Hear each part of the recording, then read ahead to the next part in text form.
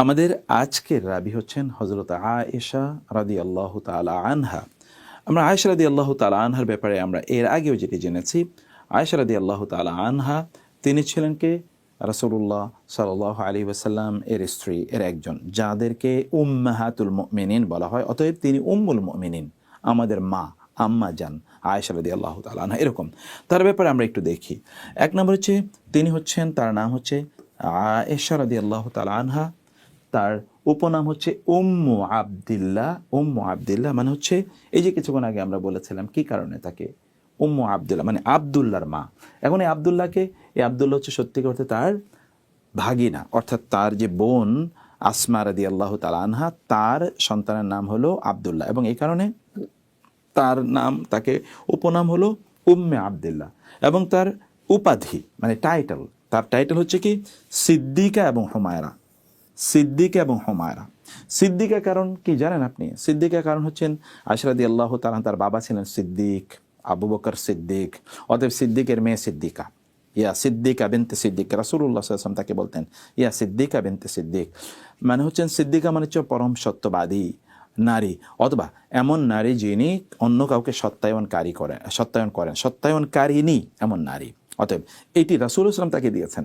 আরটা রাসূল সাল্লাল্লাহু তাকে আপনার কি বলে আনন্দ করে তাকে ডাকতেন, অথবা তাকে মজা করে তাকে ডাকতেন কি হুমায়রা। হুমায়রা শব্দটি হচ্ছে লাল, অর্থাৎ তিনি লাল সুন্দরী, যেটা আমাদের দেশে বলা হয়। প্রচণ্ড সুন্দরী ছিলেন আয়েশা রাদিয়াল্লাহু তাআলা আনহা, সেই কারণে তাকে রাসূলুল্লাহ সাল্লাল্লাহু আলাইহি ওয়াসাল্লাম হুমায়রা বলে ডাকতেন। এই জায়গাগুলো থেকে আমাদেরও কিছু কিন্তু শিক্ষা নেওয়ার বিষয় আছে। তাকে আপনি আপনার স্ত্রীকে কিভাবে ডাকুন, মানে ডাকছেন কিভাবে, এমন একটা সুন্দর নামে যেন তাতে তিনি আনন্দিত থাকেন, তিনি যেন সন্তুষ্ট থাকেন, অথবা তিনি যেন তার আপনার প্রতি তার ভালোবাসা, শ্রদ্ধা ইত্যাদি যেন বেড়ে যায়, সেভাবে আমাদের বলা দরকার। রাসূল সাল্লাল্লাহু তাই করতেন তার স্ত্রীদের মধ্যে অনেককে, যেমন তিনি আয়েশা রাদিয়াল্লাহু তাআলাকে হুমায়রা তিনি বলতেন। তারপর হচ্ছে তার পিতার নাম হচ্ছে ইসলামের প্রথম খলিফা কে আবু বকর সিদ্দিক রাদিয়াল্লাহু তাআলা আনহু, এবং তার মা কে ছিলেন উম্মে রোমান বিনতে আমের। উম্মে রোমান তার মায়ের নাম। তিনি জন্মগ্রহণ করেছেন, তিনি প্রথম বছরেই, কিসের প্রথম বছরে? রাসূলুল্লাহ সাল্লাল্লাহু আলাইহি ওয়াসাল্লামের নবুয়তের প্রথম বছরে তিনি জন্মগ্রহণ করেন। রাসূলুল্লাহ সাল্লাল্লাহু আলাইহি ওয়াসাল্লামের নবুয়তের প্রথম বছর, অর্থাৎ যে বছরে তিনি নবী হন, সেই বছরে তিনি জন্মগ্রহণ করেন, এবং তিনি মারা যান 65 বছর বয়সে 57 হিজরির 17ই রমাজান মঙ্গলবার দিবাগত রাতে মদিনায় মারা যান। ওসিয়ত অনুসারে রাতেই তাকে জান্নাতুল বাকিতে সমাহিত করা হয়। আবু হুরায়রা রাদিয়াল্লাহু তাআলা আনহু তার জানাজার নামাজে ইমামতি করে থাকেন। ঠিক আছে, তাইলে তিনি মারা গিয়েছেন রাতে। এবং এখানে একটা বিষয় রয়েছে, আমাদের দেশে যেটা বলা হয় রাতে কবর দিতে নাই, কুসংস্কার। তাইলে বোঝা যাচ্ছে আয়েশা রাদিয়াল্লাহু তাআলা আনহা রাতেই তার কবর দিতে বলেছেন। মানে রাতে কবর দিলে তাইলে যেন মানুষ কম, কারণ নারী কম, মানুষের সেখানে উপস্থিতি আনাগোনা ইত্যকার থাকে। কারণ আয়েশা রাদিয়াল্লাহু তাআলা মারা গেছেন, এটা তো আর সাধারণ ইস্যু না, তাই না? তারপরে দেখি আয়েশা রাদিয়াল্লাহু তাআলা আনহার ব্যাপারে, রাসূলের সাথে তার বিবাহ হয় কখন? রাসূলুল্লাহ সাল্লাল্লাহু আলাইহি ওয়াসাল্লাম স্বপ্নে দেখলেন একজন ফেরেশতা কারুকার্য খচিত একটি রুমালে জড়িয়ে অতি মনোরম একটি জিনিস তাকে উপহার দিচ্ছেন। তিনি জিজ্ঞেস করলেন, এটি কি? ফেরেশতা বললেন, এটির ঘোমটা খুলুন। তিনি ঘোমটা খুললেন। রাসূলুল্লাহ সাল্লাল্লাহু আলাইহি ওয়াসাল্লাম ঘোমটা খুলে রাসূলুল্লাহ সাল্লাম দেখলেন আয়েশা রাদিয়াল্লাহু তাআলা আনহার চেহারা। ফেরেশতা বললেন, ইনিই আপনার স্ত্রী হবেন। মানে রাসূলুল্লাহ সাল্লাল্লাহু আলাইহি ওয়াসাল্লামের কাছে স্বপ্নে আয়েশা রাদিয়াল্লাহু তাআলা আনহাকে উপস্থাপন করা হলো, এবং রাসূল সাল্লাল্লাহু আলাইহি ওয়াসাল্লাম ঘোমটা খুলে দেখলেন আয়েশা রাদিয়াল্লাহু তাআলা আনহা, এবং তিনি অপেক্ষা করছিলেন পরবর্তীতে কে তার এই হযরত খাওলা রাদিয়াল্লাহু তাআলা আনহা। পরবর্তীতে খাওলা, একজন বিখ্যাত, খাওলা বিনতে জামা, অত্যন্ত বিখ্যাত একজন নারী সাহাবী, তিনি রাসূলুল্লাহ সাল্লাল্লাহু আলাইহি ওয়াসাল্লামের বিবাহের ঘটক ছিলেন। তিনি এবার গিয়ে রাসূলকে বলেন, ইয়া রাসূল, আপনি বিয়ে করছেন না কেন? কাকে? আয়েশাকে। রাসূল বলেন, ঠিক আছে, আপনি যান প্রস্তাব নিয়ে। এবং প্রস্তাব নেওয়া হলো রাসূলুল্লাহ সাল্লাল্লাহু আলাইহি ওয়াসাল্লাম এর পক্ষ থেকে। যখন এই প্রস্তাব যায়, তখন আবু বকর রাদিয়াল্লাহু তাআলা আনহু তার বাবাকে বলেন, এবং আবু বকর রাদিয়াল্লাহু তাআলা আনহু জাহেলি যুগে জুবাইর ইবনে মুতাইমের ছেলের সাথে তার মেয়ে আয়েশার বিয়ে দেবেন বলে এরকম তাদের পারিবারিক একটা আলোচনা ছিল। জুবাইর ইবনে মুতাইম তখনও ইসলাম গ্রহণ করেননি। তখন তিনি কী করলেন, যখন আবু বকর রাদিয়াল্লাহু তাআলার মেয়ের প্রস্তাব আসলো, তখন তারা বললেন যে তারা তো মুসলিম, আমরা তো আর মুসলিম না, অতএব আমাদের ছেলের সাথে তার বিয়ে হবে না। এরপরে রাসূলুল্লাহ সাল্লাল্লাহু আলাইহি ওয়াসাল্লামের কাছে আয়েশা রাদিয়াল্লাহু তাআলা আনহা এর বিয়ে হয়। এখানে দুটো জিনিস আপনাদেরকে বলতে চাই। প্রথমত যে বিষয়টি, তাহলে দেখুন, এক জাহিলি যুগেই তারা একটি চুক্তিবদ্ধ হয়েছিল, ওই চুক্তিটি তারা ইসলামের যুগে লঙ্ঘন করতে চাননি। আপনি তো বিভিন্ন অজুহাতে, অমকের সাথে আমার শত্রুতা, অমকে অমুসলিম, আর তাকে আমি দেখতে পারি না, তার কথা আমি শুনি না, তিনি এই করেছেন সেই করেছেন, এই জন্য তার সাথে চুক্তি আপনি রাখতে চান না। অথচ জাহিলি যুগে কথা বলেছিল মুখে, তখন তো আর লিখিত কোনো চুক্তি না, মুখে বলেছিল যে ঠিক আছে তোমাদের ছেলের সাথে আমাদের মেয়েকে আমরা বিয়ে দেবো, এইরকম কোনো কথা। এটা রাসূলের কাছে বিয়ের প্রস্তাব, এটাকে তারা পর্যন্ত বলছে আমাকে একটু ভাবতে হবে, কারণ বা কথা বলতে হবে জুবাইর ইবনে মুতাইমের সাথে, কারণ তার সাথে আমার জাহিলি যুগে এরকম একটা কথা ছিল। সুবহানাল্লাহ, ইসলামের সৌন্দর্য। এই লোকগুলো কেন ইসলামের আদর্শ হবে না, চিন্তা করে দেখুন। তাহলে কি হলো, খাওলা বিনতে জামা, খাওলা রাদিয়াল্লাহু তাআলা তিনি সেখানে গেলেন এই যে বিয়ের প্রস্তাব নিয়ে। অতঃপর ইত্তেকার আলোচনার পর শাওয়াল মাসে রাসূলুল্লাহ সাল্লাল্লাহু আলাইহি ওয়াসাল্লামের সাথে আয়েশা রাদিয়াল্লাহু তাআলা আনহা এর বিয়ে হয়। ঠিক আছে, বিয়েতে দেনমোহর নির্ধারিত হয় 480 দিরহাম। 480 দিরহাম।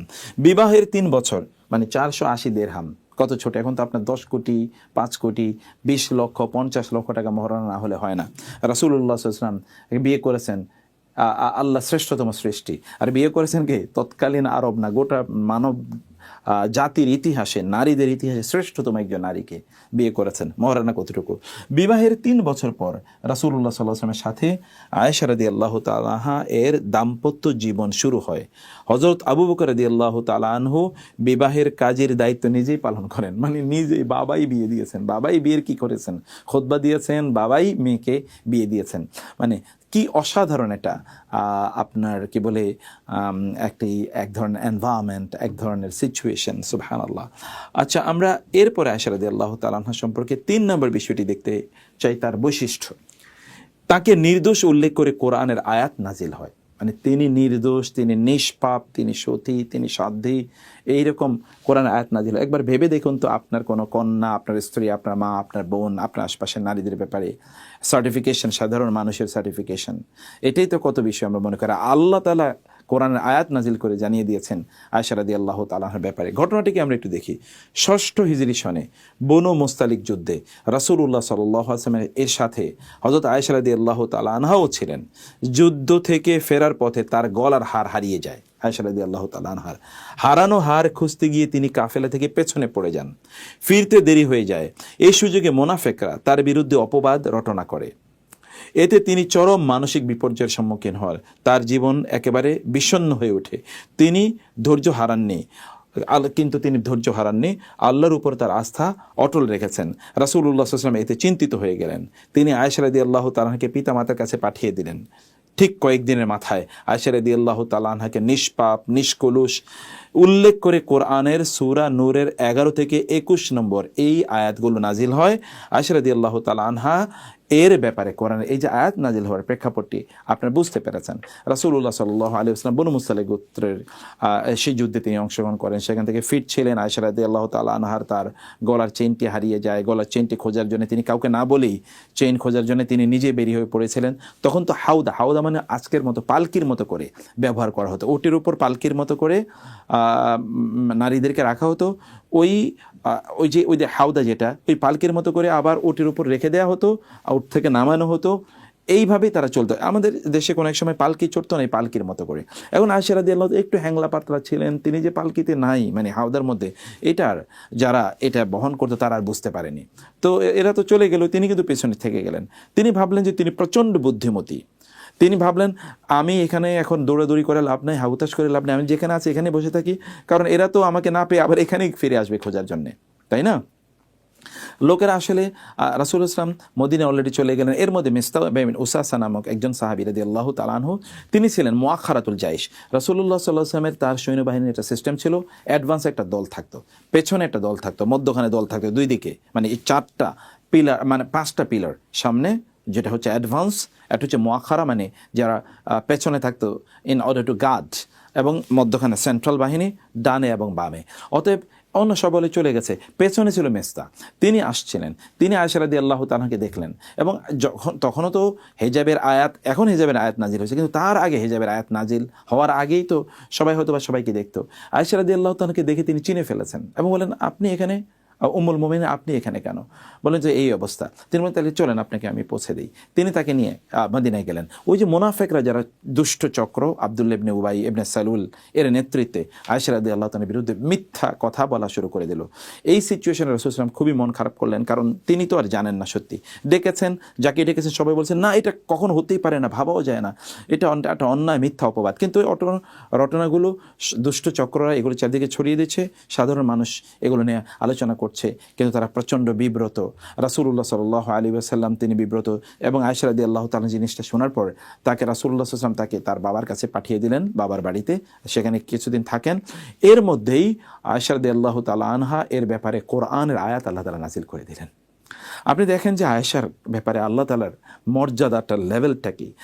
ইউসুফ আলাইহিস সালামের সততার ব্যাপারে আল্লাহ তাআলা একটা ছোট বাচ্চাকে দিয়ে, অথবা ওই যে জামা, পেছনে দিয়ে জামা সেরা নাকি সামনে দিয়ে সেরা, এটা দিয়ে আল্লাহ প্রমাণ করালেন। এবং অন্যান্যদের ব্যাপারেও কিন্তু এরকম আরও অনেক ঘটনা ঘটেছে, যাদের ব্যাপারে আল্লাহ তাআলা কী করেছেন, তিনি হয়তো কোনো একটা ঘটনা সিচুয়েশন তৈরি করে দিয়েছেন, যে সিচুয়েশন তাদের পক্ষে চলে এসেছে। কিন্তু আয়েশার ব্যাপারে আল্লাহ তাআলা তা করেন না, রাদিয়াল্লাহু তাআলা আনহা। আল্লাহ তাআলা কোরআনের আয়াত নাজিল করে দিলেন। কিয়ামত পর্যন্ত আপনি এই কোরআন আয়াত পড়বেন এবং আপনি শুনবেন যে আপনাদের মা আয়েশা রাদিয়াল্লাহু তাআলা আনহা, তার মর্যাদা আল্লাহর কাছে কী লেভেলের ছিল। মানে এই যে সুবহানাল্লাহ ওয়া বিহামদি, এই মর্যাদাটি আল্লাহ তাআলা তাকে প্রদান করেছেন। আর এরপরে কি হচ্ছে, দ্বিতীয় ঘটনাটি এখানে, তা হলো আয়েশা রাদিয়াল্লাহু তাআলার ব্যাপারে। আয়েশা রাদিয়াল্লাহু তাআলা কেন্দ্র করে তায়াম্মুমের বিধান নাজিল হয়, এবং ঘটনাচক্রে ঠিক একই ঘটনা আবার ঘটলো। সেটি কি, রাসূলুল্লাহ সাল্লাল্লাহু আলাইহি ওয়াসাল্লাম এর পরের বছর তিনি আরেকটি জায়গায় একটা সফরে গিয়েছেন। ওই সফরে আয়েশা রাদিয়াল্লাহু তাআলা আছেন, ঠিক আছে। হঠাৎ করে আয়েশা রাদিয়াল্লাহু তাআলা আগের মতো করে তার চেইন হারিয়ে গেছে। এখন কি হচ্ছে, ওগুলো চেইন খুঁজতে খুঁজতে তারা একটা জায়গায় বসে গেছেন চেইনটা খোঁজার জন্য, ইত্তকার এর মধ্যে পানি টানি কিচ্ছু নাই, কোনো পানি নেই। আয়েশা রাদিয়াল্লাহু তাআলা রাসূলুল্লাহ সাল্লাল্লাহু আলাইহি ওয়াসাল্লাম সহ এক রুমে তারা বসাতলাম নি, তাঁবুতে। এর মধ্যে আবু বকর রাদিয়াল্লাহু তাআলা খুবই ক্ষিপ্ত এবং অন্যান্যরা ক্ষিপ্ত। তোমার কি হলো, তুমি প্রত্যেকবারে তো চেইন হারাও কেন? তোমার কারণে এখন আমরা এখানে বসে গেলাম, এখন পানি টানি নাই, কি একটা সিচুয়েশন। এর মধ্যে আল্লাহ সুবহানাহু ওয়া তাআলা, কারণ কেউ নামাজ পড়তে পারে না, ওযু করতে পারে না, এমন একটা সিচুয়েশন, ঠিক আছে। এর মধ্যে আল্লাহ তাআলা কোরআনের আয়াত নাজিল করে দিলেন, ঠিক আছে, তোমরা যদি কখনো পানি না পাও তাহলে তোমরা তায়াম্মুম করে তোমরা ইবাদত করতে পারবা। এই কথা শোনার পর সাহাবায়ে কেরাম এবার দৌড়ে এসে আয়েশা রাদিয়াল্লাহু তাআলাকে কংগ্রাচুলেশন জানাচ্ছেন। আপনারা যখনই বিপদে পড়েন তখনই আল্লাহ একটা বিধান আমাদের জন্য নাজিল করে দেন, আমাদেরকে সহজ করে দেন। আপনারা আসলেই, আপনারা পুরা পরিবার আমাদের জন্য বরকত। মানে আপনার বিপদে পড়লে আমাদের জন্য আল্লাহ তাআলা সহজ করে দেন। আয়েশাকে কেন্দ্র করে রাদিয়াল্লাহু তাআলা আনহা তায়াম্মুমের আয়াত নাজিল হয়। এই যে সিচুয়েশনটা, এই লেভেলে একজন নারী কখন তার নিজকে নিয়ে যেতে পারে, আপনাদের নারীদেরকে আপনারা এই লেভেলে যেন নিতে পারেন, সেই বিষয়গুলো আপনারা চেষ্টা করবেন ইনশাআল্লাহ। এর মধ্যে আমরা তার বৈশিষ্ট্যের মধ্যে পরবর্তীতে যে বিষয়টি আমরা একটু দেখছি, তিনি নিজে বলছেন 9টি বিষয়ে তার সম্মান অন্যান্য নারীদের চেয়ে বেশি। 9টি বিষয়ে তার সম্মান। আয়েশা রাদিয়াল্লাহু তাআলা তিনি নিজে বলেন, আল্লাহ তাআলা 9টি বিষয়ে আমাকে দুনিয়ার সকলের চেয়ে বেশি সম্মানিত করেছেন, মানে সকল নারীর চেয়ে। এর মধ্যে কি, এক নম্বর কি, আমার বিয়ের পূর্বে আমার চেহারা ফেরেশতাগণ রাসূলুল্লাহ সাল্লাল্লাহু আলাইহি ওয়াসাল্লামকে দেখান, মানে বিয়ের পূর্বে দেখিয়ে দেন যে ইনি আপনার স্ত্রী। তারপরে কি হচ্ছে, যখন আমার বয়স 9 বছর তখন তিনি আমাকে বিয়ে করেন, ঠিক আছে। 9 বছর বয়সে, আমার বয়স 9 অথবা 10, সেই সময় রাসূলুল্লাহ সাল্লাল্লাহু আলাইহি ওয়াসাল্লাম আমাকে বিয়ে করেন। অন্যান্য কোনো নারীকে তিনি এই বয়সে বিয়ে করেননি। 3 নম্বরে কি, 13 বছর বয়সে আমি রাসূলুল্লাহ সাল্লাল্লাহু আলাইহি ওয়াসাল্লামের ঘরে প্রবেশ করি, কীভাবে, স্ত্রী হিসেবে প্রবেশ করি, 13 বছর যখন আমার বয়স, ঠিক আছে। চতুর্থ কি, আমি ছাড়া রাসূল সাল্লাল্লাহু আলাইহি ওয়াসাল্লামের কোনো স্ত্রী, কুমারী স্ত্রী, মানে কোনো ভার্জিন বা কোনো এইরকম যুবতী কাউকে তিনি বিয়ে করেন, আমি একমাত্র যিনি তার একমাত্র যুবতী স্ত্রী। আর সকল স্ত্রীরা তারা কি ছিল, বিধবা ছিল অথবা তারা বৃদ্ধা ছিলেন, এইরকম নারীদেরকে তিনি বিয়ে করেছেন। মানে রাসূলুল্লাহ সাল্লাল্লাহু আলাইহি ওয়াসাল্লামের তার মানবিক অবস্থায় তৎকালীন সমাজে বহুবিবাহ, এটা সকল নবীদের সমাজে এটা ছিল, সকল নবীরাই বহুবিবাহ করেছেন। একজন নবী উনি যিনি একাধিক বিয়ে করেননি। মুসা আলাইহিস সালাম একাধিক বিয়ে করেছেন, সুলাইমান আলাইহিস সালামের তো বহু স্ত্রী ছিল, দাউদ আলাইহিস সালাম একাধিক বিয়ে করেছেন, ঈসা আলাইহিস সালাম বিয়ে করতে পারেন না, কারণ তার আগেই আল্লাহ তাআলা তাকে তুলে নিয়েছেন। এবং আপনি অন্যান্য যত নবী আছে সকল নবী একাধিক একাধিক বহু বহু বিয়ে করেছেন। ইব্রাহিম আলাইহিস সালাম জাতির পিতা যদি আমরা বলা হয়, তারও তো স্ত্রী 2জন ছিল বলে আমরা তো কোরআন এবং সুন্নাতেই পাচ্ছি। এর বাইরেও থাকতে পারে। অন্য সকল সাহাবে, আবু বকরের একাধিক স্ত্রী ছিলেন, ওমরের একাধিক স্ত্রী ছিলেন, আলী রাদিয়াল্লাহু তাআলা একাধিক স্ত্রী, ওসমান রাদিয়াল্লাহু তাআলা একাধিক স্ত্রী। এটা সমাজের অবস্থা ছিল এরকম। কিন্তু অন্যান্যরা তারা বিয়ে করার ক্ষেত্রে তারা দেখতেন সুন্দরী কিনা, তার সামাজিক স্ট্যাটাস কি। রাসূল ইসলাম দেখেছেন, কোন একজন এসে বলেন, ইয়া রাসূলুল্লাহ, আমার তো দেখাশোনা করার মতো কেউ নেই, এই পৃথিবীতে আমার কেউ নেই, আপনি আমাকে বিয়ে করেন। রাসূল ইসলাম তাকে বিয়ে করেন। These are the situations. এই সিচুয়েশনে তিনি একাধিক বিয়ে করেছিলেন। তারপরে হচ্ছে কি, আয়েশা রাদিয়াল্লাহু তাআলা আনহা এর বৈশিষ্ট্যের মধ্যে তিনি বলেন, আমি রাসূলুল্লাহ সাল্লাল্লাহু আলাইহি ওয়াসাল্লামের সবচেয়ে প্রিয়তমা স্ত্রী ছিলাম। কিভাবে? রাসূলুল্লাহ সাল্লাল্লাহু আলাইহি ওয়াসাল্লাম তার ব্যাপারে বলেছেন, ফদলু আয়েশাতা আলান নিসাই কাফদলিশ শারীদি আলা সাইরিত তুআম, যে আয়েশা রাদিয়াল্লাহু তাআলা আনহা অন্য সকল নারীদের উপর আয়েশার মর্যাদা হলো সারিদ নামক এক ধরনের খাদ্য আছে যেটা সকল খাবারের উপর যেমন এটা মর্যাদা। যেমন ধর গোশত এবং মাংস, মানে মাংস এবং রুটি, এটা কেমন খাবার? অসাধারণ প্রিয় খাবার না আপনার? এটা হচ্ছে শ্রেষ্ঠতম খাবার। এই রকম যেমন খাবারের মধ্যে যেমন এটা শ্রেষ্ঠ, নারীদের মধ্যে আয়েশা রাদিয়াল্লাহু তাআলা আনহা এরকম শ্রেষ্ঠ। রাসূলুল্লাহ সাল্লাল্লাহু আলাইহি ওয়াসাল্লাম একটা উপমা দিতে গিয়ে তিনি আয়েশার কথা বলেছেন। তিনি বলেছেন, রাসূলুল্লাহ আমাকে সবচেয়ে বেশি ভালোবাসতেন, এবং এমনকি রাসূলুল্লাহ বারবার জিজ্ঞেস করতেন আয়েশার ঘরে আমি কবে যাব, আয়েশা, এবং যখন তিনি অসুস্থ তখনও তিনি কিন্তু আয়েশা রাদিয়াল্লাহু তাআলার ঘরেই তিনি ছিলেন। এবং অন্য একজন মহিলা, আরেকজন রাসূলুল্লাহের স্ত্রী, তিনি কিন্তু তার একটা দিনকে রাসূলুল্লাহের আয়েশা রাদিয়াল্লাহু তাআলাকে ওয়াকফ করে দিয়েছেন। ঠিক আছে, আয়েশাকে আমি এটা গিফট করলাম, আমার এই দিনটা আমি নেব না, রাসূলের সাথে থাকার প্রত্যেককে তিনি ভাগ করে দিয়েছেন একটা একটা করে দিন। কিন্তু আয়েশা রাদিয়াল্লাহু তাআলা দুটো দিন ভাগে পেয়েছেন, কারণ আরেকজন তার দিনটি রাসূলুল্লাহ সাল্লাল্লাহু আলাইহি ওয়াসাল্লামকে, মানে আয়েশা রাদিয়াল্লাহু তাআলা গিফট করে দিয়েছিলেন। এই ছিল তার মর্যাদা। আমাকে লক্ষ্য করি সূরা নূর এবং সূরা নূর এবং তায়াম্মুমের আয়াতগুলো নাজিল হয়, যেটা আমরা এখন বলে এসেছি। আমি নিজ চোখে 2 বার জিবরিল আলাইহিস সালামকে দেখেছি।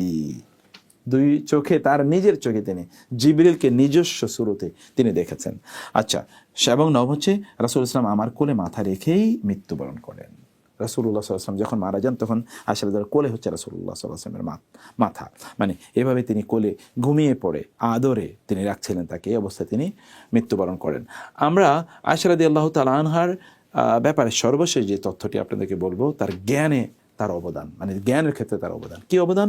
হাদিস শাস্ত্রে মা আয়েশা সিদ্দিকা রাদিয়াল্লাহু তাআলা আনহার অবদান, তার বর্ণিত হাদিসের সংখ্যা 2210টি। ভাবা যায়, মানে 2210টি হাদিস একাই বর্ণনা করেছেন আয়েশা রাদিয়াল্লাহু তাআলা আনহা।